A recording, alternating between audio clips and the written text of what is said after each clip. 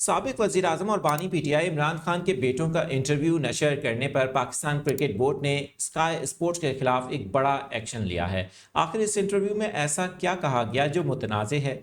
गुज़िश्ता रोज़ Lord's test के पहले रोज़ की कवरेज के दौरान जब खाने का वक्फा हुआ दोपहर के, तो उस वक्त ये इंटरव्यू लिया गया था। इस इंटरव्यू के क्लिप्स सोशल मीडिया पर भी काफ़ी वायरल हो रहे हैं।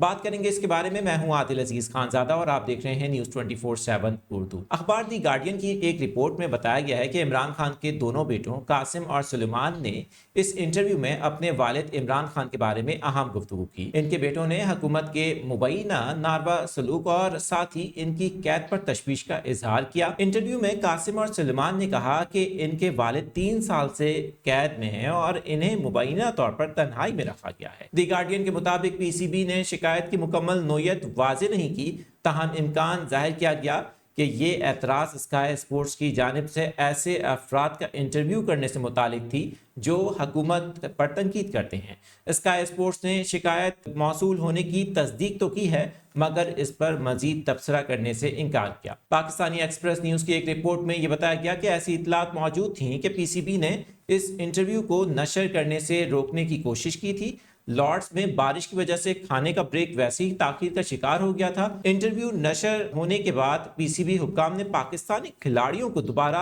मैदान में भेजने से रोकने की भी धमकी दी। इस रिपोर्ट में यह भी बताया गया है कि England and Wales Cricket Board ने इस मामले पर बातचीत की और दोबारा खेल शुरू करवा दिया।